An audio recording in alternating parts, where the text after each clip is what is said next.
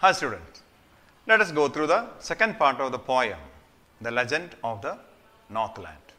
In the first part I told you, or I explained to you, that Saint Peter came to a cottage where a lady was making some cakes, and he asked, just give me a cake, because he was too tired and he was keep on preaching to the people. And the time was evening, he was totally tired, and it was getting darker and colder. And it is in a winter season that it is happening. Winter season means it's December, so maybe the Christmas is coming nearby. Anyway, days were very short and nights were very long. So when he asked, she was not ready to give the bigger cake, so she made a small one. But that also looked big for her, so she kept it away. Then she took some more, less amount of dough and baked again. Again, that also she felt it's big enough to give it away, so she didn't give that also. Let us see what happens next. Then she took a tiny scrap of dough and rolled it flat and baked it thin as a wafer, but she couldn't part with that. And I have written couldn't part with it.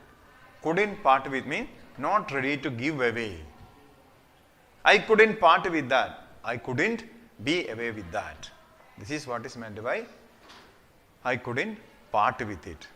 Mean I was not able to be away from it. Able to understand the phrase? I couldn't part. It's a phrase.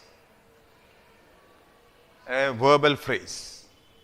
There is a verb in that, but it's a group of words. I couldn't part.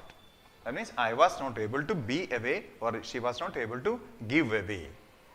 So third time what she did, she took a small amount of dough, rolled it, made it flat and very thin as a wafer. You know wafers, very thin. Like that she made and baked it. But when it is baked, it was big in round. Thickness was very less, but it was big in round. She felt, even this one I cannot give because it is looking big for her. So she told one thing to him. For she said, my cake that seems too small when I eat of them myself are yet too large to give away. So she put them on the shelf. And she gave an explanation. Hey mister, whenever I am eating the cake, I feel it is small. But when I wanted to give it to someone else free of cost, I feel it's too big. So that I cannot give this cake also. 3 times she is making the cake. First smaller one, she feels it is big.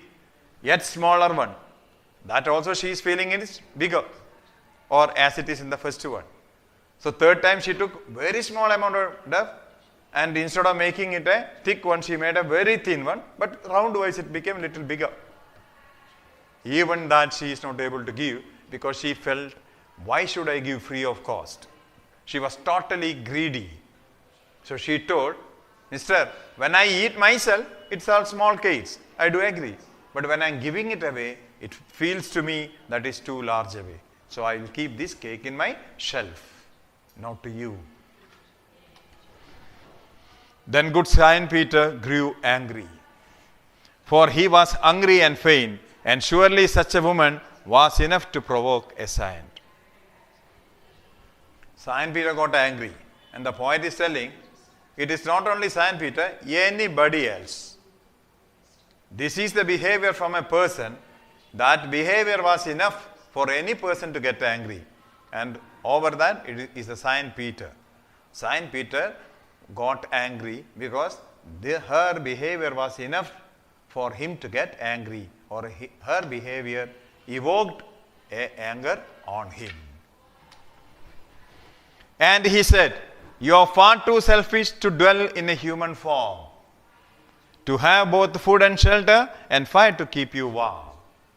Here is the biggest understanding of the life. And he said, you are far too selfish. That means the lady is very selfish to dwell in a human form. You are looking like a human.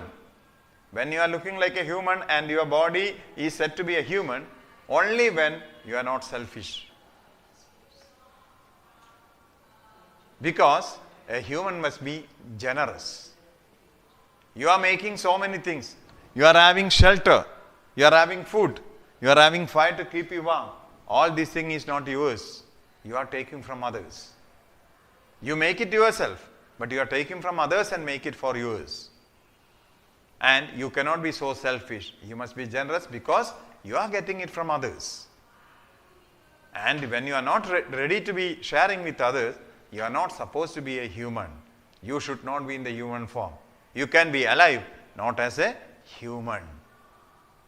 Because you doesn't have the qualities of human. Now you shall build as the birds do, and shall get your scanty food by boring, and boring all day in the hard, dry wood. So Saint Peter got angry and cursed her. So you shall do something like the birds are doing. Like the birds are making their own shelter, you must make your shelter. And you must be getting minimum or less amount of food. That is what is meant by scanty food. Your scanty food, that too less in quantity, that too not by simply you are getting. You will have to do boring. Boring means making hole. All day in the hard, dry wood. You will have to become like a bird. You have to make your own nest or whatever it is. And you will have to do hard work of making holes on the dry wood to get your minimum food. Like that, Saint Peter cursed her. What happened? Let us see. Then up she went through the chimney, never speaking a word. And out of the top flew a woodpecker, for she was changed to a bird. By the time he told this, she started flying towards up, not as a human, but as a bird. But by the time, something else is happening in this next stanza I will be telling. That means the moment Saint Peter told that you are not supposed to be a human because you don't have the human qualities, you are far too selfish to be a human.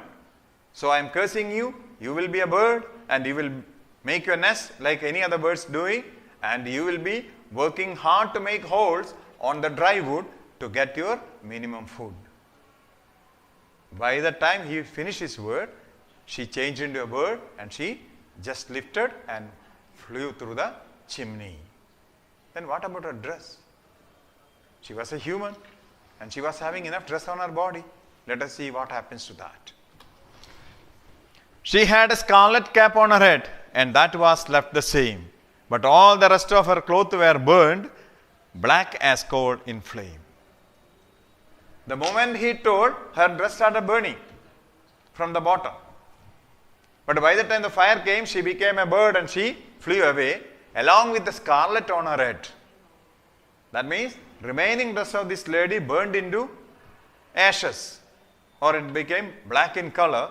But as she became a bird and started flying along with the scarlet was still left in the body of that bird. Remaining dresses of this lady got burnt. The scarlet was there.